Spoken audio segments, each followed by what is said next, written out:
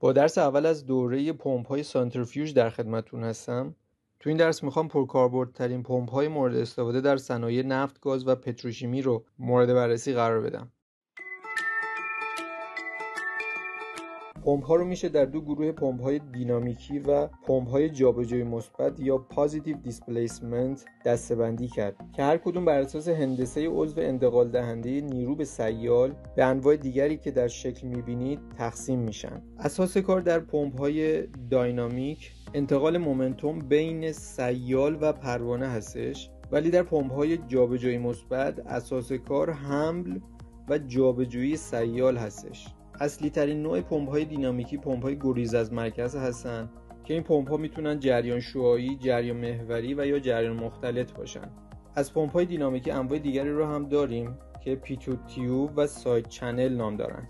پمپ‌های جابجایی مثبت یا پازیتیو دیسپلیسمنت به دو دسته کلی رسیپروکیتینگ یا رفت و برگشتی و روتاری یا دورانی تقسیم میشن. پمپ‌های رفت و برگشتی به سه دسته پیستونی، پلانجری و دیافراگمی و پمپ‌های روتاری به چند دسته اسکرو، گیر تایپ، روتاری وین، روتاری لوب و پریستالتیک تقسیم بندی میشن. اما پمپ‌های دینامیکی، انتقال مومنتوم در پمپ‌های دینامیکی به صورت پیوسته میان سیال و پروانه انجام میشه. بنابراین انحنای پره پروانه و طبیعتاً مسیر حرکت سیال بر روی مشخصات هیدرولیکی پمپ تأثیر میذاره. تولید جریان پیوسته و بدون پالس و همچنین تبعیت از مقاومت مدار هیدرولیکی پایین دست در تولید دبی از شاخصهای پمپ‌های دینامیکی شناخته میشه. در پمپ‌های جابجایی مثبت برخلاف پمپ‌های دینامیکی ما نبض یا پالس رو داریم. همونطور که گفتم پمپ‌های دینامیکی از نوع گریز از مرکز به سه نوع پروانه با جریان شعاعی، جریان محوری و جریان مختلط دسته‌بندی میشن. تو پروانه‌های جریان شعاعی ورود و خروج جریان از پروانه با همدیگه زاویه 90 درجه میسازن. کاربرد این نوع پمپ‌ها وقتی هستش که نسبت دبی به هد کم باشه، یعنی ما به نسبت هد بالا دبی کمی رو می‌خوایم. تقریباً 95% پروانه‌های مورد استفاده در صنایع نفت، گاز و پتروشیمی از نوع جریان شعاعی هستند. تو پروانه‌های از نوع جریان محوری ورود و خروج جریان در راستای همدیگر هستش و به موازات محور دوران اتفاق میفته. این دسته از پمپ‌ها به ندرت تو صنایع نفت، گاز و پتروشیمی استفاده میشن و بیشتر تو نیروگاه‌ها کاربرد دارن. اما تو پروانه‌های جریان مختلط ورود و خروج جریان از پروانه با همدیگه زاویه حاده بین 0 تا 90 درجه میسازن. این نوع پروانه برای نسبت دبی به هد متوسط مورد استفاده قرار میگیره. تو بعضی موارد در سرویس‌های یوتیلیتی مثل پمپ‌های آب دریا شاهد استفاده از پروانه‌های جریان مختلط هستیم. پمپ‌های پیتوت تیوب تو گروه پمپ‌های خاص دسته‌بندی میشه و در سرویس‌های فرآیندی با دبی پایین و هد بالا مورد استفاده قرار میگیره. این گروه از پمپ‌ها رو با نام پوسته دوار هم میشناسن، چرا که نیروی گریز از مرکز در اثر چرخش پوسته و نه پروانه تولید میشه. این نوع پمپ‌ها فاقد پروانه هستن و در نتیجه رینگ‌های سایشی هم ندارن. چند نکته در مورد این پمپ‌ها وجود داره. چرخش پوسته با اینرسی بالا نیازمند یک جریان راه‌اندازی بالا برای الکتروموتور هستش.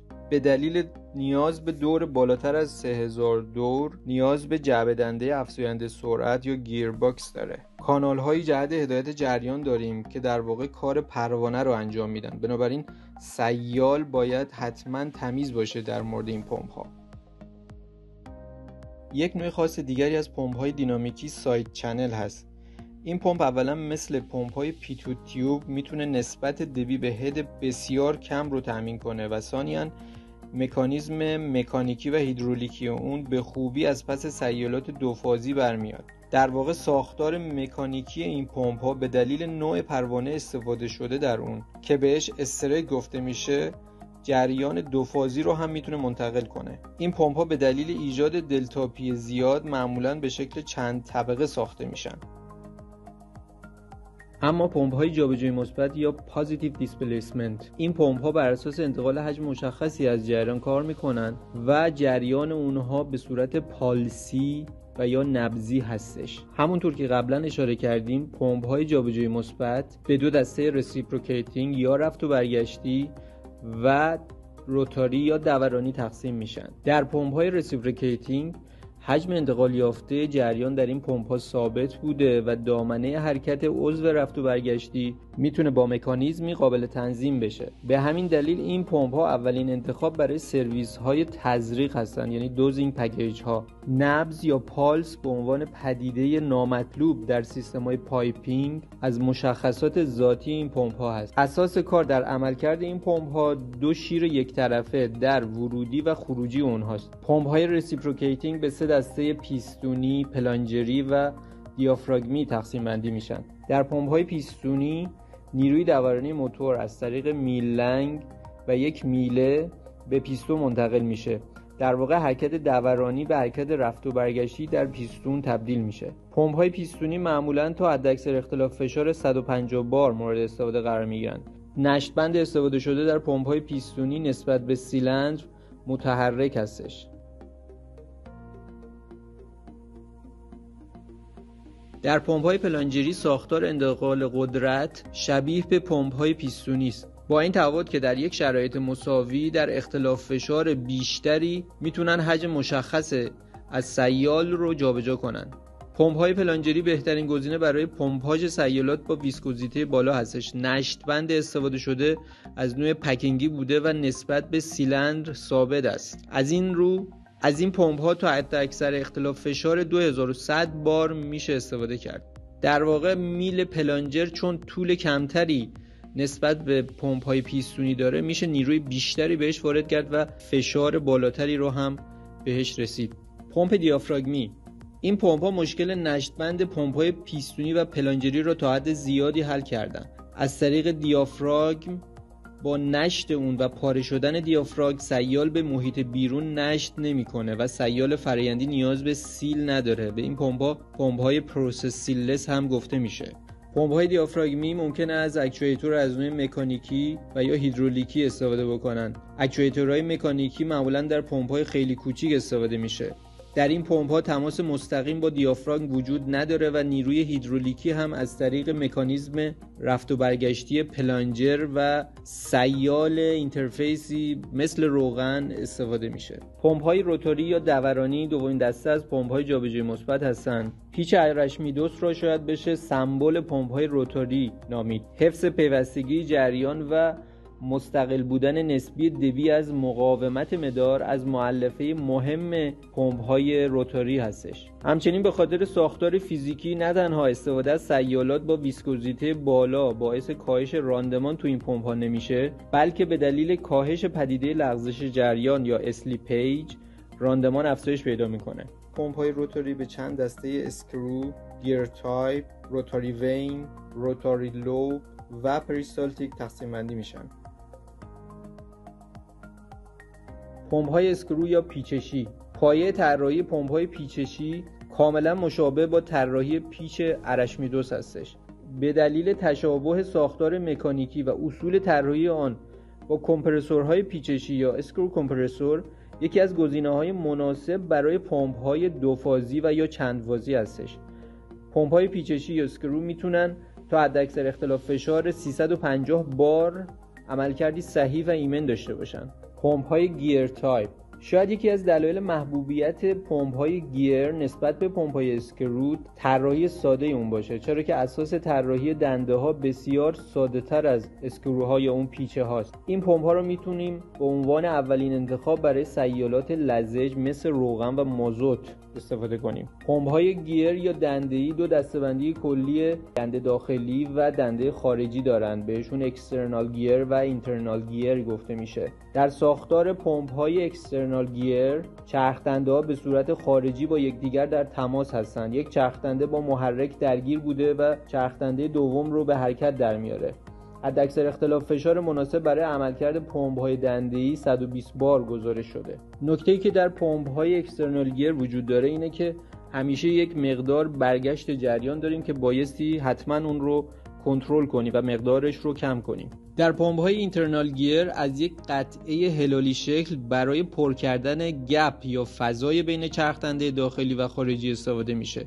این پمپ‌ها فشار کمتری رو نسبت به اکسترنال گیرها ایجاد می‌کنند. تفاوت اصلی این دسته که توش چرخدنده‌ها به صورت داخلی با یکدیگر درگیر هستن، با پمپ اکسترنال گیر در فضای کمتری هستش که اشغال میکنن. سایر مشخصات فنی تقریبا شبیه پمپ‌های اکسترنال گیر هستش. پمپ‌های روتوری وین، در این پمپ مرکز دوران پمپ نسبت به خود پمپ در سنتر قرار نداره و آف سنتر هستش. تیغه ها روی دیسکی سوار شدن که نسبت به خود پوسته حرکت خارج از مرکز دارن. پمپ تیغه‌ای نامی هستش که به دلیل داشتن تیغه‌های محرک و متحرک روی اون اطلاق میشه. تیغه‌ها معمولاً با مکانیزم محرک فنری کار میکنن که البته این موضوع یکی از نقاط ضعف این نوع پمپ‌ها هستش. این پمپ به خاطر فنرهای محرک روی تیغه‌ها توانایی کمی در پمپاژ سیالات با ویسکوزیته بالا داره.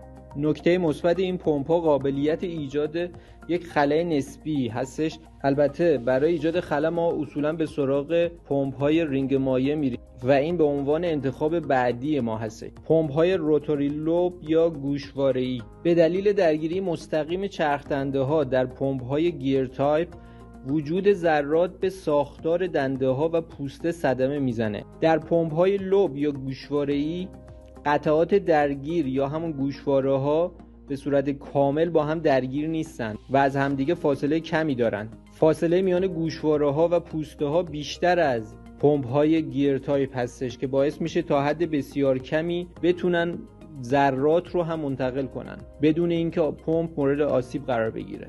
البته مکانیزم حمل سیال مشابه با اکسترنال گیرها هستش. از اونجایی که گوشواره‌ها با یکدیگر تماس مستقیم ندارن و تنها یک گوشواره به محرک متصل هست، برای هماهنگی نیاز به تایمینگ گیر دارن که توسط دو چرخدنده در بیرون پمپ این اتفاق انجام میشه. آخرین نوع از پمپ‌های روتوری پمپ‌های پریستالتیک هستن. پمپ‌های پریستالتیک از یک لوله انعطاف پذیر، یک قطعه دوار و چند عدد کفشک غلطان تشکیل شده که با لوله انعطاف پذیر در تماس هستش. این گروه از پمپ ها بیشتر در لابراتوارهای پلنت های پتروشیمی و همینطور بیمارستان‌ها و کلاً صنایع پزشکی کاربرد دارند. در این نوع پمپ ها به خاطر نوع طراحیش سیال با قطعات فلزی در تماس نیست و طبیعتاً سیال آلوده نمیشه. تنها محیطی که سیال با اون در تماس هست جداره تیوب و اون لوله انعطاف پذیر هست که میتونیم در محیط‌هایی که تمیزی سیال برامون بسیار اهمیت داره از این نوع پمپ‌ها استفاده بکنیم. حداکثر قطر تیوب به کار رفته در ساختار این پمپ‌ها 5 میلیمتر هست و سرعت دورانی 200 RPM و اختلاف فشار کاری اونها تا 3 بار هستش.